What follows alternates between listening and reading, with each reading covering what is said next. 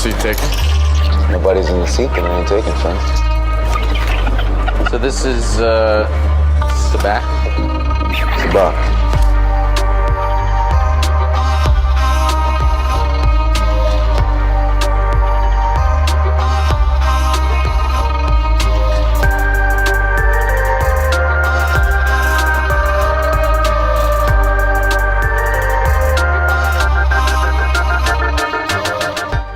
Yo, what is up, guys? Welcome back to Sabacc the Block, the official First Cut Star Wars show. We are back on another Thursday night here with some very special guests. I have Brad and Sarah from Friends of the Force. How are you guys doing today? Hello, hello. Hello, doing great. Doing well. Thank you for having us. Of course, there's a lot to get to, so I want to get right to it. But something that we always do on this show is right up the top. For every guest, we ask them what is their Star Wars story? How did they get into Star Wars? Tell us all that. So I'm going to start with you, Brad. What is your Star Wars story? Yeah, my Star Wars story is my brother, who is 15 years older than me, plopping me in front of the TV with the VHS set of the original trilogy and saying, "Here you go. You are 3 or 4 years old, very impressionable. Go for it." And I just became completely enamored with the franchise. And, you know, I'm a prequels kid through and through. That was like really just starting with the originals into the prequels and getting to go to the theater and experience Star Wars is just so special. And then obviously too, on today's show, like talking video games, I think that was another core staple of my childhood. So I'm super excited to dive into some of the top video games that formed my childhood. So Absolutely. And Sarah, what is your Star Wars story? So a little bit similarly to Brad's story in terms of at least plopping me down in front of the TV with the VHSs is my dad. He sat me and my brother down sometime when I was a kid. I really can't put the age together. And I remember him very distinctly saying, like, if it's too scary, if you want to turn it off, we can turn it off. It was not too scary for me. I remember being riveted. My brother, however, is 2 years younger than me, and I remember him being terrified. Somehow he was the one with the childhood Star Wars bedroom and not me. But we did play a lot of a very particular video game that we're definitely going to be talking about, at least from me as a kid. So I got into it as a kid, and then getting into the fandom and like actively with other Star Wars fans happened 10 years ago with the right around the release of Rogue One. So yeah, that's my Star Wars story in a nutshell. Amazing. And were you able also to see the prequels in theaters? No, Oh, I okay. am ever so slightly too young. Okay. Yeah. And I feel like an old man compared to Sarah, because every time I'm like, hey, I saw Revenge of the Sith in theater, she's like, what? Are you in an old folks home yet? Like, what's going on? I'm like not that much older than her, but she keeps poking at me. I think my parents were like, should we take the 7-year-old child to see the PG-13 movie? And they said no. And I think that was a respectable choice at the end of the day. Yeah. I'm about to age y'all all over. I was there in the Phantom Menace, with me with my big gray beard. But I was there opening night, Phantom Menace, midnight premiere. It was amazing. It was perfect. I mean, I was a little kid, but still, it was probably one of the best experiences of my life, and I absolutely loved it. But yeah, I also grew up with the VHS of the original trilogy. I think it was a special edition that came out in 97. I think it was 97. But it was absolutely amazing. And real quick, just a couple of your guys' favorite Star Wars movies, Star Wars characters. I'll start with you, Brad. Oh man, it's changed a lot over the years. I'm a Last Jedi fan through and through. Growing up, Empire Strikes Back was my number one, probably one of my most rewatched movies of all time, I would say. And then character-wise, I mean, Cassian Andor has just really snuck up on the leaderboard over the years. Never would I have thought back in 2016, which also Rogue One, fantastic. I would never have thought Cassian Andor would just be like stuck to my brain at all times 10 years later after Rogue One, and here I am. He's just an incredible character, and I think like so much revolves around him in the Star Wars galaxy. All the characters of that show, like Mon Mothma, Luthen Rael, like they have just made such an imprint, and it's incredible. But I think OG wise, I do love Han Solo. Like it's just a classic. So For sure. And Sarah? I am a Last Jedi girly through and through. I also am a prequels kid. Attack of the Clones was my road trip movie as a kid. In the way George intended it to be watched, which was in the back seat of like a Honda Odyssey on the drop down DVD player. Very iconic. As for characters, I love Rose Tico more than anything in the world. Niku Vozo from Resistance.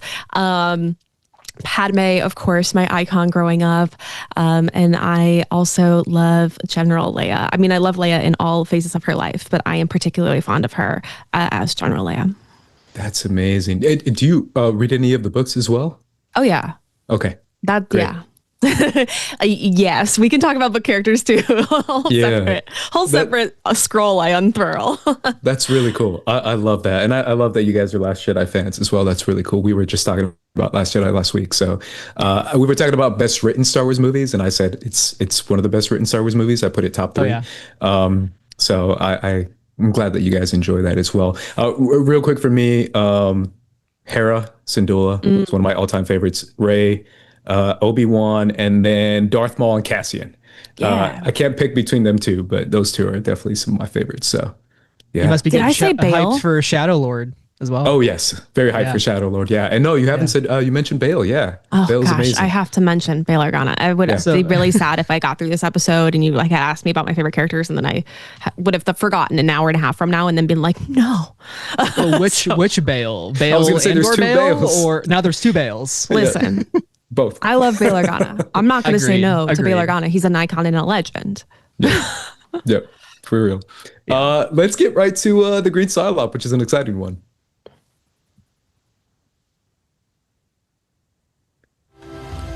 If you'd only had this little green Psylop. So our Green Psylop today is all about the Super Bowl ad that we got for the Mandalorian and Grogu. This was not what Star Wars fans were expecting, but I want to ask you guys a very general, what did you think of the ad? I'll start with you, Brad. Well, man, listen. As a riff on the Budweiser Clydesdales ad, 10 out of 10. As a way to get people excited for your movie 3 months before it comes out when we don't really know anything, not so much. Did I want to spend $8 million on this? I don't know. I will say, like, my first reactions when I saw it was just like, oh, they're doing a Clydesdales commercial for the Super Bowl. And I was like, is that a Tauntaun? Which is not something I would expect to hear myself say during the Super Bowl, but here I was.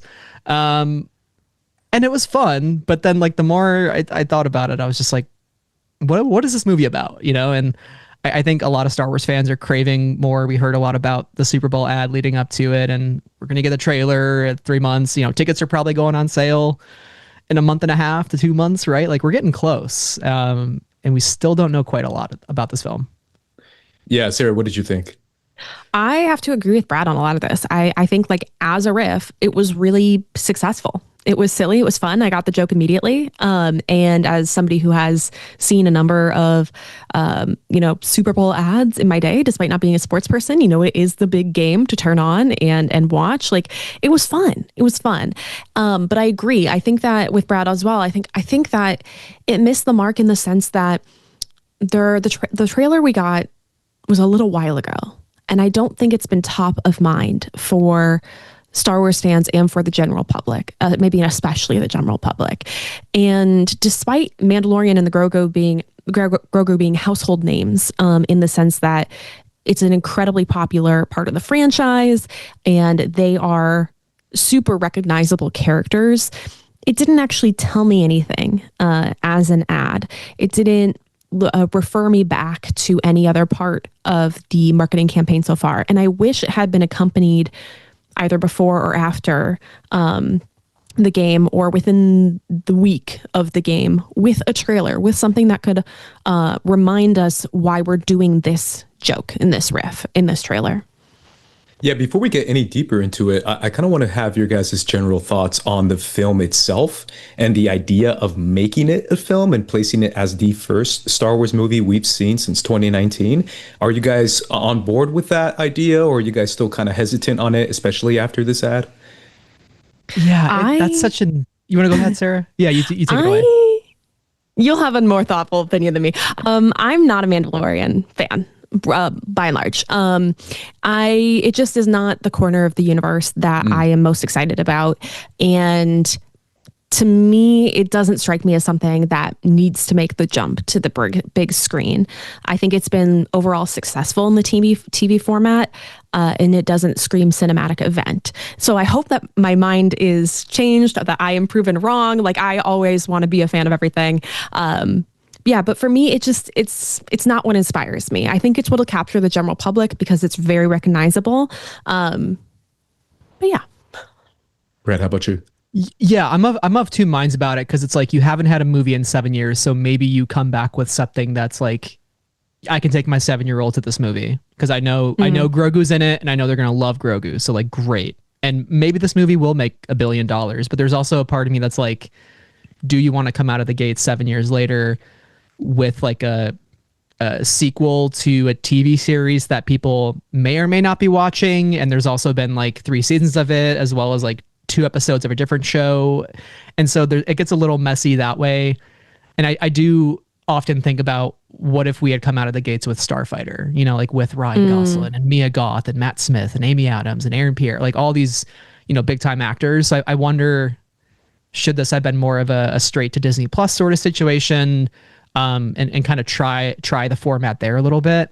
But I think overall Star Wars is trying to get away from TV, live action TV in general, and we're kind of starting to see that. And this, to me, has always felt like TV's not super profitable. Let's try to make some money at the box office as quickly as possible. And what's the highest rate of return is probably something Mando related, where it's cheap to film, we use the volume, get it out the door, and maybe make, you know, $500 million to $1 billion.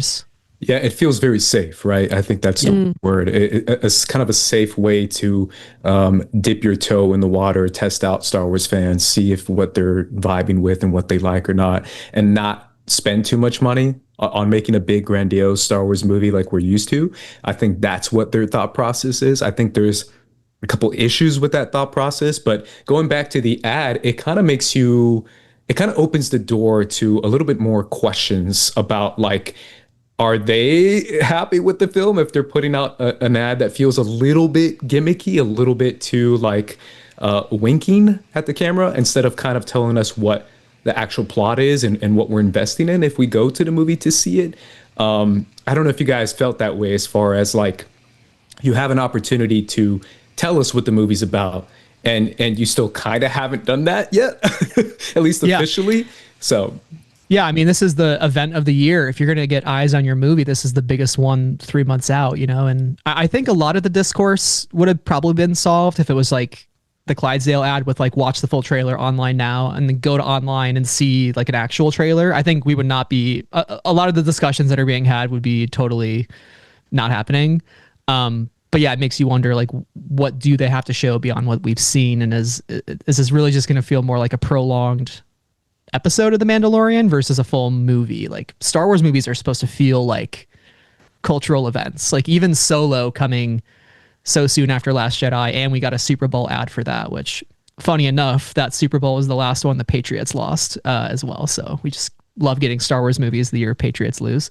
But I don't really feel like that kind of event feeling around this movie. It just kind of feels like teetering out a little bit. Yeah, how do you feel about that, Sarah? What do you think this ad tells audiences about the film? I don't think it tells them anything about the film, other than the fact that, well, I don't even, in the end card, like, did it say like in theaters? I remember the Tauntauns thing, it says Mandalorian and Grogu at the top. Yeah, but, it did. Okay. Yeah. I don't recall that. And, you know, and I know when it's coming out, you know, but that's not an image that I am picking up from in the ad, or that's not what's lingering with me is kind of that piece of it. And I think that's a great point you make. I didn't even think about it that way, that maybe they're not confident in what they have to show, or maybe they don't feel like it's ready to be shown, or they don't know the right way to show it. I'm not sure. It just, like, I enjoyed it as a standalone ad, as a fun little thing. But it is a little baffling in terms of the marketing front, especially when thinking about where I was back when Solo was coming out. And of course, we were coming right off a Star Wars movie. Of course, there was a lot of discourse about that movie, but I was in the I'm having the time of my life corner of that camp. And I remember sitting down in my college dorm and like telling all my roommates we had to watch football to see this Han Solo movie ad, you know? So there definitely like wasn't that same energy around this one, at least for me as a fan.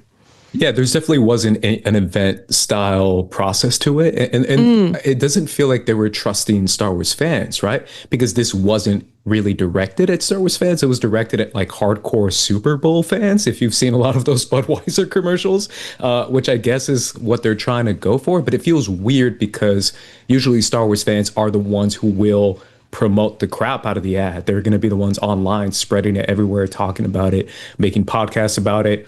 But now it feels like they're kind of, I think they're trying to reach that audience, if I'm being honest. I think that's the only other explanation as far as hiring a Sam Elliott and going for that, you know, Americana, a cool vibe and making it kind of like funny.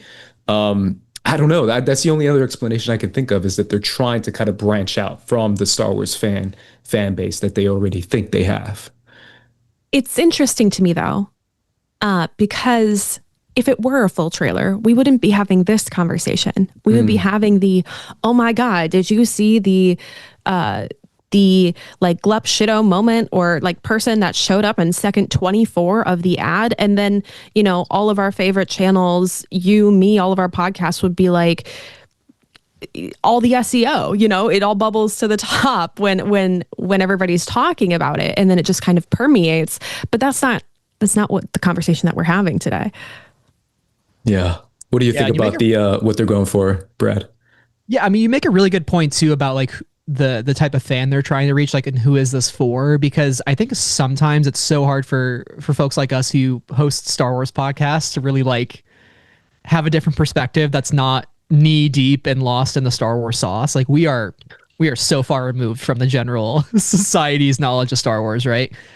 And so for somebody who didn't even know this movie existed, like we knew it did, right? And so we have high expectations and we go into the game saying like, I need to see a full trailer with footage. For Joe Schmo down the street who sees 3 movies a year, is this enough to be like, oh, that's pretty cool. Grogu. Oh, in theaters May 22nd, I'm there, you know? But for us, it leaves us wanting more, obviously, right? So it's like maybe we aren't the target demographic for this, but it's also kind of concerning because like why isn't a thing like a Star Wars movie appealing to everybody in a trailer? You know, like again, this should be, whether the movie is good or bad, Lucasfilm should be eventizing the shit out of this movie. You know, like every possible lever they can pull to be like, we are back after 7 years. Come to the theater. I think the other thing that I'm thinking about too is like, at least in my timeline, on my timelines and in my social media circles, everybody's takeaway from the Super Bowl ads were, wow, what a dystopia we live in. GLP-1s, AI, you know, whatever. I remember GLP-1s and AI being like, and it wasn't like, holy moly, what a cool trailer. It was a lot of doom and gloom about the ads in general. And it seems to me that this didn't make it out of the mix to create social conversation among people who were just casually watching, whether they be Star Wars fans or not. But again, social media feeds are so singular, so I can only speak about what I'm seeing on my own feeds. Yeah, but I can also think that, I don't know, the purpose of a Super Bowl ad is to create conversation. And obviously conversation nowadays in our era is online. So I feel like that's kind of a weird missed opportunity that Lucasfilm took, that they were going to try and aim at like, I don't know, 50 and older audience members. But they're not the ones who drive conversation and who drive, you know, spreading the word as far as like, go see this movie. It feels a little strange to me. Yeah. Hopefully in a week's time, 2 weeks time, we'll have a trailer and we'll be like, man, that whole conversation was totally irrelevant. They're knocking it out of park, you know? I want this to be a great success. I want me to love it. I want everybody to love it. I want us to all have a great time at the movie theater. So I hope that, you know, however they choose to roll out this movie and whatever they're doing next will catch the hearts and minds of the people. Yeah. I saw a clip circulating today of Jon Favreau and some interviewer. I forget the name and where it was from, but it was a live event, and they were like, "Hey, is there a trailer coming? Are we going to learn more about the film?" And his response was kind of odd, because it was like, "Yeah, we know the Razor Crest is back, and we know that Grogu trained with Luke Skywalker, and he knows a little bit more about the Jedi way." And I'm like, we know that, we've known that. Like, what else? So I'm just, I need more. I don't know if I knew that the Razor Crest was back. Somehow the Razor Crest returned, so it's back. The Razor Crest better than ever. Yeah. That's it is a very weird response. I can't lie. He's like, Grogu's in it, Mandalorian's in it. There's some stormtroopers. And he's like, yeah, can you tell us more? Grogu? Listen, I'll be real though. Sigourney Weaver, I am so hyped. Like, I don't even care how good or bad this movie is. Like, just put Sigourney Weaver on my screen, give me a popcorn, and I'm good.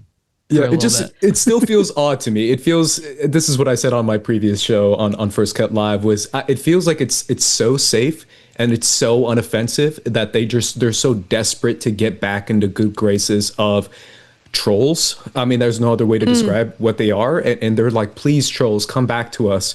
Look at this very unoffensive, nothing is happening kind of movie. You're going to love it. And it feels, I don't know, it feels very reactionary to the Acolyte, I guess, and just the sequel trilogy. It feels a little weird, in my opinion, that they're not kind of just like putting their foot down and saying, we're going to go for it. And we're just going to keep going in a fun direction, a weird direction, a creative direction, and not just a really, really so safe to the point that we're like spoofing a Budweiser commercial. Like, we're taking you back to like 1950s Americana. And it's like, this is what we're going for. It feels weird. But if the profits are not infinitely increasing. Yep. Then what are we doing? Like, you mentioned the Acolyte, and then I feel all my saddest feelings in my heart about the cancellation of the Acolyte and something really new and exciting. And obviously that wasn't a decision on the Lucasfilm side of things. And we've heard about other projects that are, have been either announced or gotten somewhere or not announced and then announced once they're more or less dead.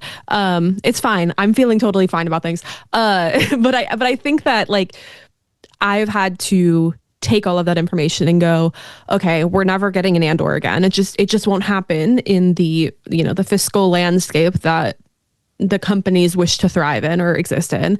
And, my favorite projects are clearly not is what is being produced or focused on in general. So I just have to go, I really hope I like it about the things that are happening. And so I think I've kind of made peace with the fact that my favorite things aren't what is happening in Star Wars right now. But it does just feel really safe. And you mentioned, maybe this is for the 50-year-old fans who have, watched all the Budweiser ads or whatever. But like, that's kind of where everything is right now, is what nostalgia can we pull on? And we all know, as Star Wars fans, that there is a particular corner of the Star Wars universe that like of the fan universe that does put a lot of stock in having been there, in 1977 in the seat. And I understand that. And I understand that as a personal experience and as a fandom experience and all of that. But we aren't going to get fans in 50 years from now if we don't invest in things that are exciting and new and go in different directions, like the Acolyte. So, okay, that's my rant. I'll get off my soapbox now. No, that makes a lot of sense. And I appreciate you guys' thoughts. Real quick, before we move on, I want to get to the chat. Crystal Kyber's in the chat. She says, I think fans gaslight themselves about getting a trailer. They disappointed themselves. As the number one Grogu fan, the movie does feel like an odd choice after how that last season's show went. Yeah, season 3, it just doesn't feel like it connects well, but we'll see. And then Devon Huntley's in the chat. They said it's not like they made a trailer nor their movie for that matter. They wanted something good and got something. They didn't do the movie justice. Fans are not to blame. Okay. Yeah, I mean, I feel like for people who really like The Mandalorian, this will probably be right up their lane. I just don't know if that's going to be enough. But let's move on to our next topic, which is going to be in our full sabacc. Full sabacc. Our full sabacc is all about Galactic Racer, the new Star Wars video game that we got the trailer for today. I'm excited to talk about this with you guys. Just again, general thoughts. What'd you guys think of the trailer? I'll start with you, Sarah. I love this trailer. I love the original trailer. I love this trailer. Full sabacc. I love a little bit of, we've done it before, but like Star Wars Mario Kart. It's exciting to me. Yes. Brad, what do you think? Let's go. The N64 pod racer in me is going nuts. Because I played so much of that game as a kid. I was hooked on it. So give me that in 2026. I'm just so excited. Racing games are just so easy for anybody to hop into, whether you crash or whether you're winning. Like, it's just such a universal kind of game language that everybody can speak. So I hope this like reaches a very broad audience, and it looks super cool, and the graphics are awesome, and Ben so Quadraneros is back, so that's sick. That's the most important part. That's it. This is I'm with you on the N64 because I thought I was the only one who played that. But apparently a lot of other people played that game, that they made an entire new game for those specific fans. For like, anyone play that N64 pod racing game? This is for you. And we feel special and we feel appreciated. So thank you very much for that. But yeah, Sarah, I'll go back to you. Like you said, as a Mario Kart fan, how do you feel about making that into the Star Wars universe when it comes to planets, characters, all that kind of stuff that we can get into when it comes to a racing game? Like, there maybe won't be Rainbow Road, but if we can find ourselves, like on Tatooine, on all these places that we have been before in the Star Wars galaxy, that is so exciting to me. And it was so cool in the trailer to see racers crash into each other and like see the graphics of the crash. Like, there's actual stakes in that way. And it was really, really awesome to see all the different locations that it looks like we'll be able to race, and maybe some sort of through line about who the character you're playing is as, or who you can make them to be. I hope would be cool. It looks so much fun, and Brad is right. It is like a really accessible game format. So whether you have played a Star Wars game before or not, it doesn't require a high level of knowledge about the galaxy in order to play and feel like you can be included. Yeah, that's exactly it, Brad. The idea of making a Star Wars video game version of like a classic racing game, choosing maps, customizing your character. From what I saw, obviously this is just me reacting to the trailer in real time, as far as like I have to go back and rewatch it a few times to know exactly what planets, but for sure Jakku is there. Mm-hmm. It looked like Starkiller Base. That's what it looked like to me, that last planet, but I might be wrong. I don't know. What kind of planets would you guys want to see in a game like this? I'll start with you, Brad. Kashyyyk.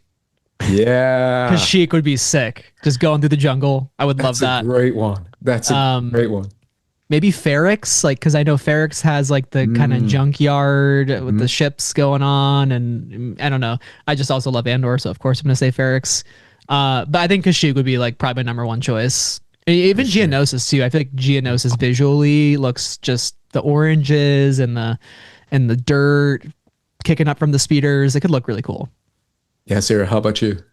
When I was watching the trailer, I was thinking about the different landscapes, and a couple of them I didn't immediately click to a particular planet, but it would be really cool to see a beautiful, lush place like Alderaan, just as a kind of particularly beautiful location.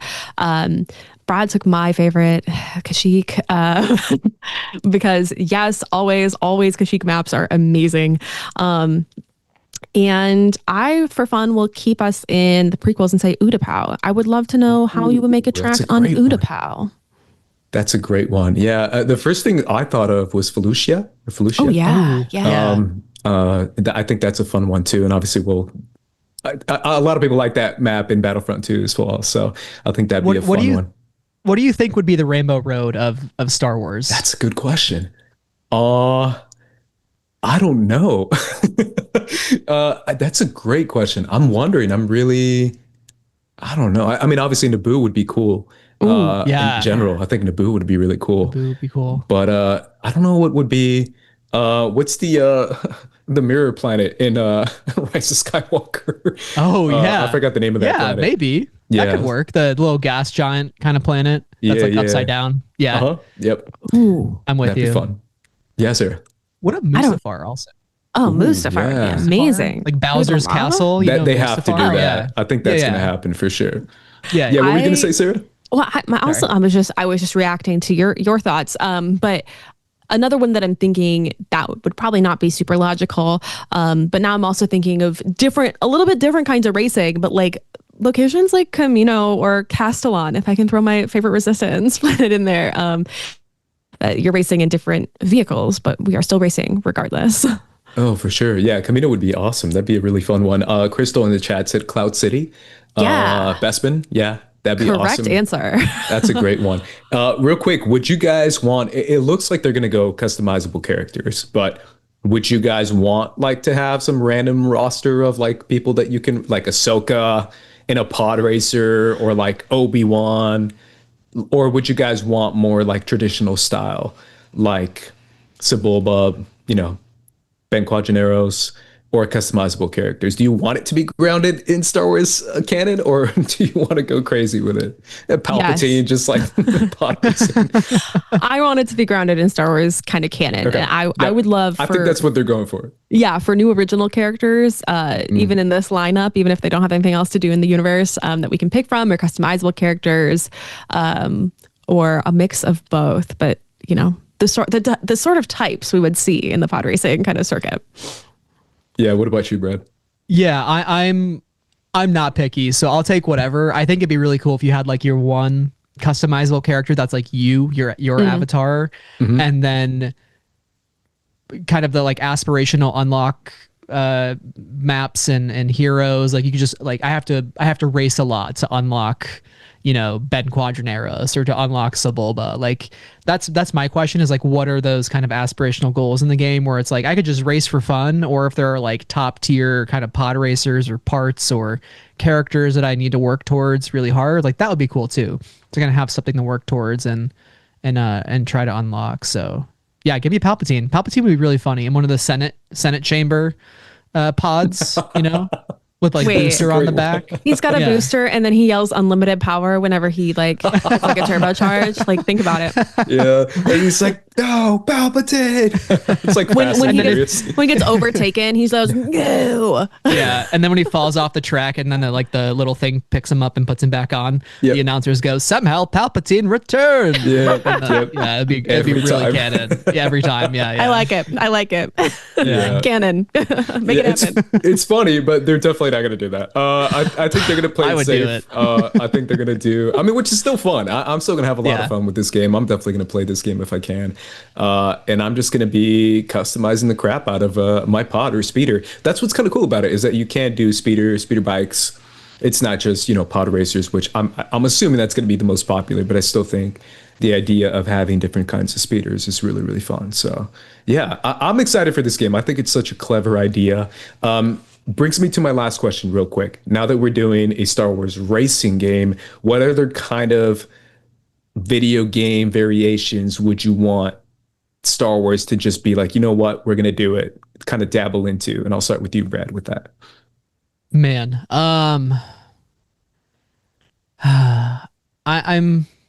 that's a really good question. I feel like I've always wanted like a true MMO kind of Star Wars game that's like you have a character and like you choose like a career, like I want to be a bounty hunter or I want to be a smuggler, and then like you just have the whole galaxy. Like I didn't play Hogwarts Legacy, but I'm thinking like something like that where it's like in the Star Wars galaxy, where you can just like take on contracts, kind of like Outlaws, but just like taking that to the next level of like I can be any species, I can collect resources, I can it's like Sims, like Sims in Star Wars is what I'm trying to say. Like I just want to live in the galaxy. I don't want just the single player done after 40 hours. I just want to live and breathe it for like 4,000 hours. Yeah. Sarah, how about you? That's a great one, though. All of my answers are absurd, and very unserious. But like Diner Dash. Oh, okay. The classic Diner Dash. If I could have that, but like in the cantina would be really slay. The game, I'm not playing console games these days because I do not have the latest console. makes new console games very difficult. So I've been playing my silly phone game. So I would love to see something a little bit similar to what Brad is talking about with like a Sims sort of game. But there's this game called Township where you harvest your crops and then you build your town. And I love Township. Yeah. I am addicted. It's really bad. But I would love that, but on very Star Wars planets. I think that would be really fun and silly. So I apologize for my deeply unserious answer. That'd be amazing. I think that'd be legitimately popular. Like that would legit pop off, I think. Do you remember oh gosh, Tiny Tower, or was it like an iPad game maybe a decade ago? It was really popular, and you would build new floors on your like tower somebody would need to go move into an apartment floor, and then you could have 3 people move into the apartment floor. You could have, you had the cantina or whatever, these different kinds of floors that would level you up. And then when you had enough coins or whatever, you build new floors. They made a Star Wars version of that, and then they killed that game a handful of years later. It makes me sad to this day because it was so fun and casual. And then like a stormtrooper would show up, and that was fun. Bring it back. You want to be a landlord in Star Wars. You just want to own a lot I and That's or right. an architect. Charge people a ton of rent. That's what I'm hearing. Right. Yep. I think the most basic one, and this is again basic, but it'd be fun, a Star Wars, and I think someone said in the chat, like fighting game. Give me Tekken Star Wars. Give me Mortal Kombat Star Wars. And I know I don't think they're ever going to do that. Or if they do, it'll be like a G-rated kind of silly version of that, or like a simple version of that. But like a true, I'm talking 3D Star Wars characters, giant roster, battle to the death. I think that'd be a lot of fun. You're actually reminding me when Soul Calibur, I think it was Soul Calibur 4, did Yoda. They put Yoda and Darth Vader in the game. And that was like kind of that Street Fighter sort of like side view fighting game. And that was like sick when that happened. I would love that. As someone who played a lot of Heroes and Villains in Battlefront 2 and just loved it, it is so much fun to just play as a Jedi and just whack other Jedis around. I think it's an absolute blast. So I think that'd be a fun one. Crystal in the chat said Final Fantasy 14, but make it Star Wars. That sounds amazing. Yeah, I think that'd be a lot of fun. And then Joseph Ashley is the one who said Mortal Kombat, which would be a fun one. I think that it's just, you just can't go wrong with that. I think that'd be a lot of fun. You can bring characters from the past, fighting characters from the present. It'd be really, really cool. So we'll have to wait and see. Yeah, go ahead, Arbiter.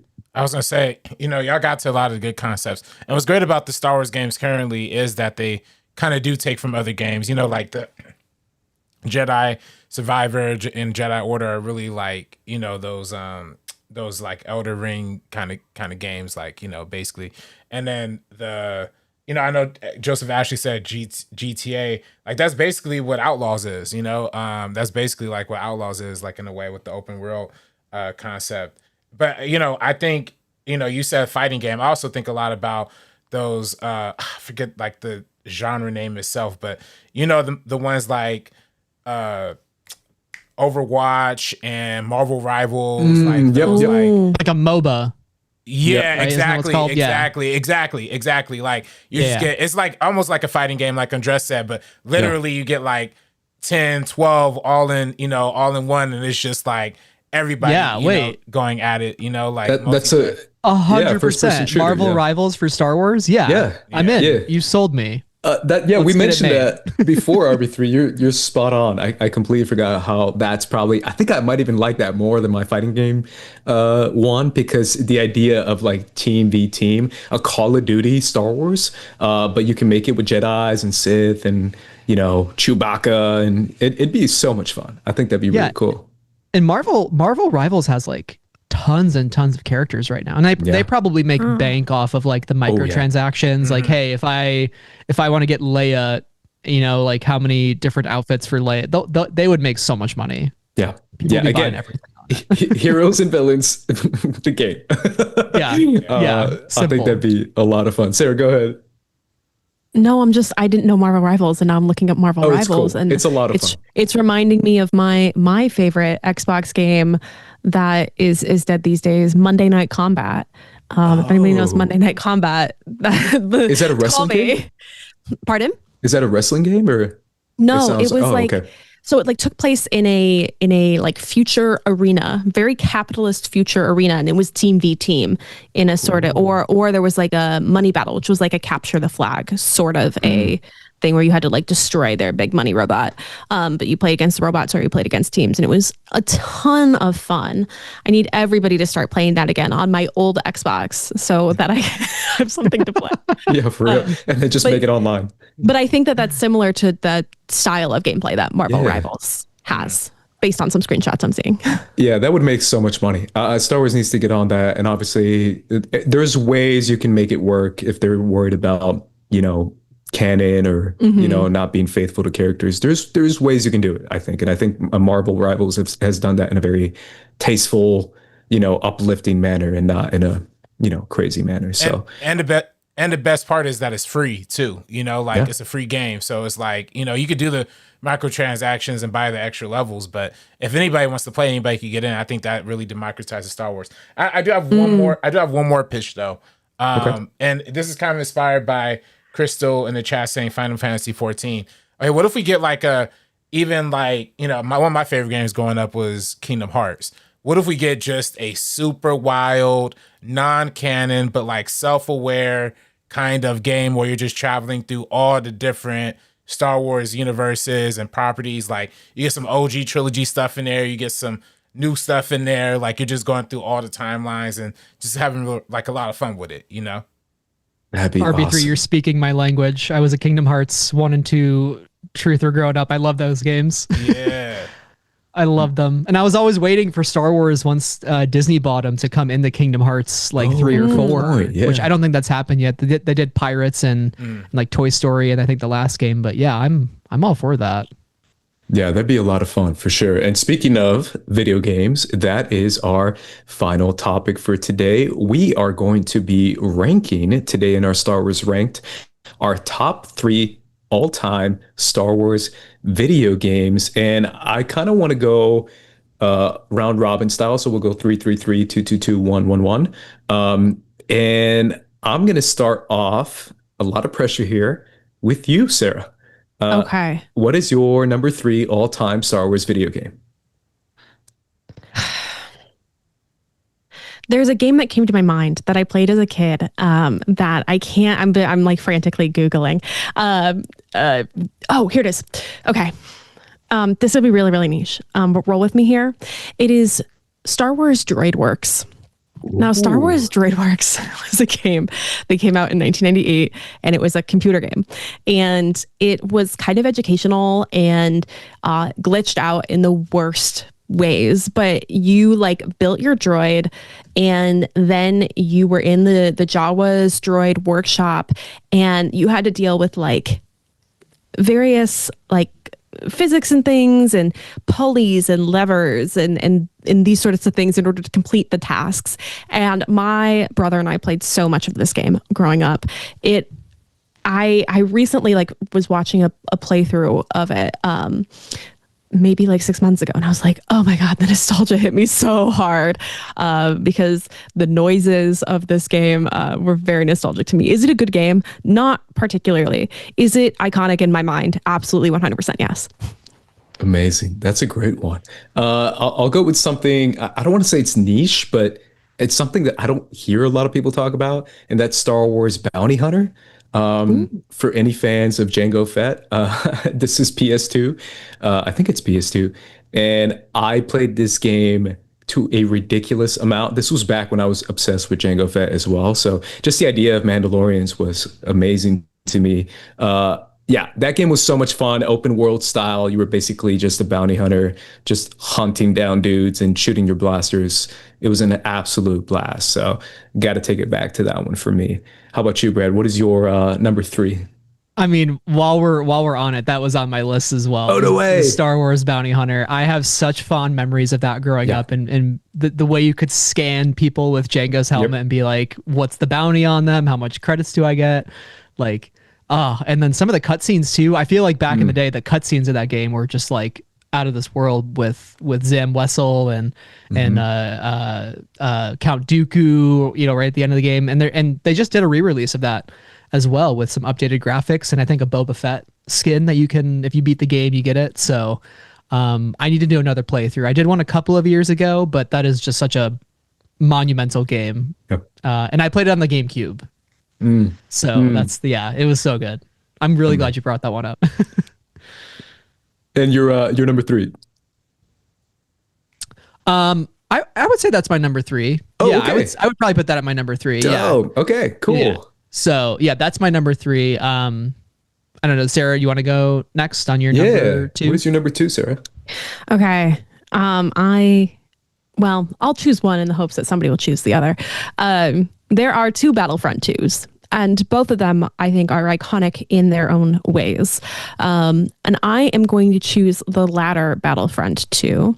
I love Iden Versio so very, very much. And so the main storyline of that game, I really enjoyed playing. And of course, playing multiplayer with other Star Wars fans, trying to level up to those heroes and villains, absolutely getting crushed on very particular maps and then doing well on really other maps. I was really bad at the Starkiller Base one. That game holds a lot of very fond memories for me. So I'm a big fan. And also it's got a tie-in novel. We love a tie-in novel. And so I had a lot of fun playing that game over the years. Yeah, you don't have to say much more to me because that game I have so much nostalgia based on that game. What an era, right? Like that was, I want to say pre-Last Jedi, post Force Awakens, just absolute perfect Star Wars era in my opinion, because it was just people speculating and having fun with Star Wars again with really cool characters like Rey and like Kylo. Take me back. Yeah, for real. And then I got to spoil it. My top 2 is Battlefront 2 and Battlefront 2. Okay, great. I put Battlefront 2, the 2005 one or 2006, somewhere around there, as my number 2. And my number 1 is actually the one you mentioned, Sarah. Awesome. I love it. I just absolutely love that game. It just was so much fun. And again, getting to know the characters as I played the game somehow made it more fun. Getting to know Rey, learning about her more, rewatching the movies again, playing as Rey, playing as Kylo, playing the campaign. I love Iden. I think Iden is such an underrated character. Bring her back. Cool. Bring her back. Yeah, I think that'd be amazing. I just, the entire game from storyline to just playing, the battle modes to playing online, it really is probably my favorite Star Wars video game of all time, which I know is like sacrilegious when there's like games who are considered like 10 out of 10. And when you have games coming out now, like Jedi Fallen Order, that's considered like amazing. But for me, a game like Battlefront 2 is just perfect. So I think not sacrilegious at all. I think the wonderful thing about Star Wars video games, and like I even pulled up the full Wikipedia list to just be like, did I not think of something that I played? Is just there's so many options. There's like really not a bad answer because I feel like everybody has some type of memory with a Star Wars video game, and like that's so cool. Like I didn't know about Droids Works, and so we're gonna watch a Droid Works playthrough later. Don't worry, it's fun. And I also have very fond memories of Battlefront 2. I played with Sarah a little bit a couple years ago. We went through a couple gaming sessions. Yeah, and then the original 2005 Battlefront 2 also like that's such a core memory. Kashyyyk on both maps. On both games. Yeah. Very good. Very good stuff. And your number 2, bro. My number 2 is Lego Star Wars The Skywalker Saga, but the Xbox 360 version, not the most recent one that came out. Wow. Not that the most recent one is bad. I love the most recent one, but this one was so iconic because we had episodes 1, 2, and 3 come out in like 2004 maybe. It was like right before Revenge of the Sith came out, and then we're like, okay, well, when are we getting 4, 5, 6? And then they just come out of the gate with like, hey, we're doing 1, 2, 3 again along with 4, 5, and 6, and it's like the whole game, like all the characters in one place. And I feel like that was super revolutionary for the time. Sarah, you have a confused look on your face. So you're not talking the Skywalker Saga 2022. You're talking about the complete saga 2007. Oh right? yes, actually the complete saga. Yeah, And I was like, that's a different game, Brad. I totally forgot it was named the Complete Saga. You're so right. Yes, Yeah. so Lego Star Wars the Complete Saga. Yeah, having all of them together and like kind of revamping the levels, redoing them, making them more streamlined, and adding all sorts of like collectibles. It was just such a fun game. I could still never get the last trophy I needed in that game, which was to not die during the Death Star run in Return of the Jedi. Still haven't done it.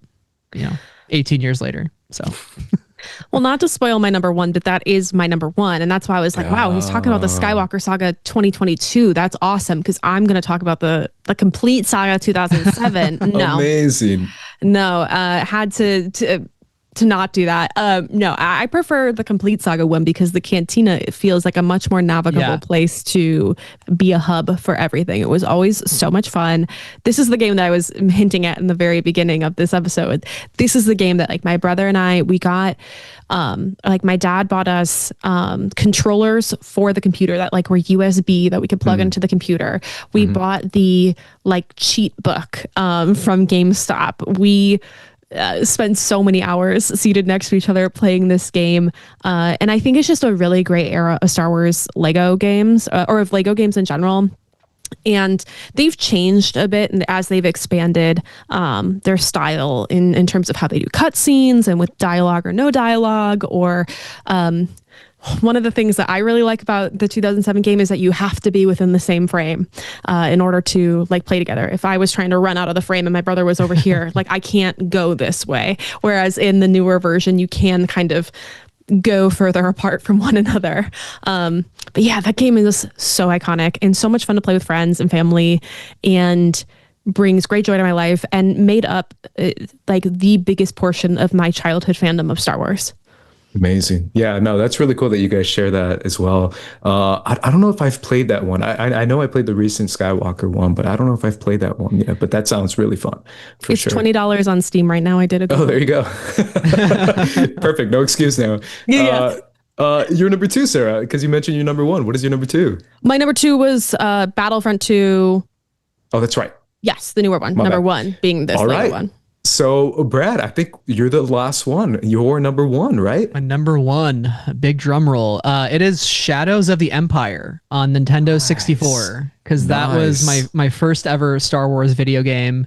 And looking back on it now, the level design and the graphics are really not great, but the levels themselves were so fun, and getting to play as Dash Rendar, which I still feel like is so memed to this day, of like, when is Dash Rendar coming into canon? Like, when is it going to happen? And we've gotten a couple characters who are sort of close to him, and his ship appearing in a couple of places, which is funny, but you get IG-88, you get Boba Fett, you get Prince Zizor, you get Luke Skywalker in this game. There's all sorts of fun levels, and kind of tied into that post ROTJ timeline at the time with like a Legends novel too. So and I think also like a soundtrack. This was like a whole multimedia game back in the day of like, they're really pushing this for a lot of fans. So I just have a nostalgic spot for it. I still play it every now and then if I can. But I love it. Oh, for sure. Yeah, that's a great choice. Yeah. I don't know. I feel like N64 is so underrated. I had so much fun with that. Obviously, old school GoldenEye, first not Mario Party, Super Smash was on the N64. That was a console that I definitely delved into the most. Yeah. But this was a lot of fun. I appreciate you guys hearing your guys' thoughts on it. But I have to get to the video game guy of the podcast because I'm not the biggest video game person. RB3, what is your top three, man? Top three? Oh, I mean, I was going to give a quick five. But I mean, technically, it would be a top three. Do it. I want to hear all five. Well, I mean, technically, it's a three because the two of them. Basically, I would say number five, I would say Battlefront 2, the newer version. Number four, I would say, Force Unleashed 2. Number three, I would say Force Unleashed. And then I love me story games. You know what I'm saying? Like I just love OG story games. And those are fun. Yeah, no, those are super fun. The Sith side of it. Sam Witwer. And then number 1 and number 2 are obviously like Jedi Fallen Order and then Jedi Survivor. I'd probably say the first one's a little bit better than the second one, but the second one is longer and more involving, which is nice. Like it literally took me 2.5 years to finish. Finish. I literally just finished it like recently. So Wow. yeah, It's a tough game. It's a great, it's detailed. I mean, I'd be trying to go for every single little Easter egg. Like I'd be looking under every rock, you know what I'm saying? Like trying to find shards and stuff. And then like the non-serious answers, I was gonna say like the Fortnite crossover event that they had. That was really fun. I remember that. And then of course, if you're a fan of Tony Hawk's Pro Skater, you remember back in Tony Hawk's Pro Skater 3, you can actually unlock Dark Maul as a character. I do remember that. Yeah, I do remember that. That's amazing. Oh my gosh. That was the one for me that I was like, this was, that got me into it. Spinning with his double-bladed lightsaber, Exactly, and his skateboard at the same time. What? Yeah. Amazing. That's really great. Those are incredible. all great choices. I learned something new today. Thank you. Yeah, I do because I remember seeing videos of that too. I only played Pro Skater a couple times, but I do remember that for sure. Brad and Sarah, this was a lot of fun. I appreciate you guys' time. I appreciate you guys' perspective, opinions, list, all that kind of stuff. Where can everyone find you? Are you guys just on Friends of the Force, or do you guys have your own like personal social media as well? Yeah. Friends of the Force, mostly Blue Sky, Twitter, and Instagram nowadays. We're pretty much on every podcast platform. I would say we mostly cover, we're mostly covering the High Republic, but now that that's over, veering Who more into are like we? kind of who are we, what are we, Andor's over, everything's over. But we still talk a lot about books, talk with book authors, have them on regularly.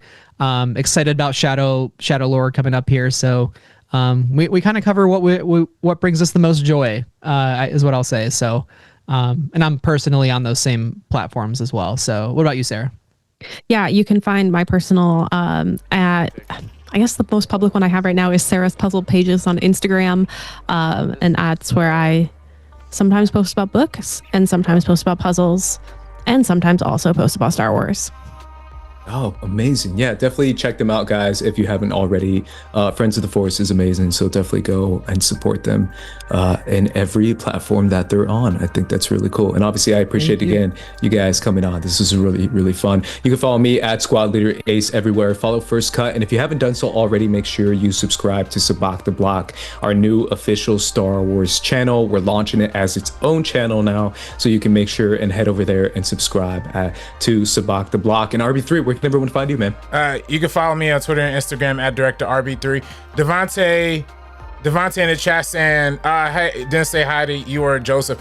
Hi, Devontae. Hi, Joseph. All right. There you go. We did it. And then also, too, we have merch. Check that out in the second link in the description. Either way, guys, for the Sabacc the Block crew, we're going to be peacing out. So peace. Deuces.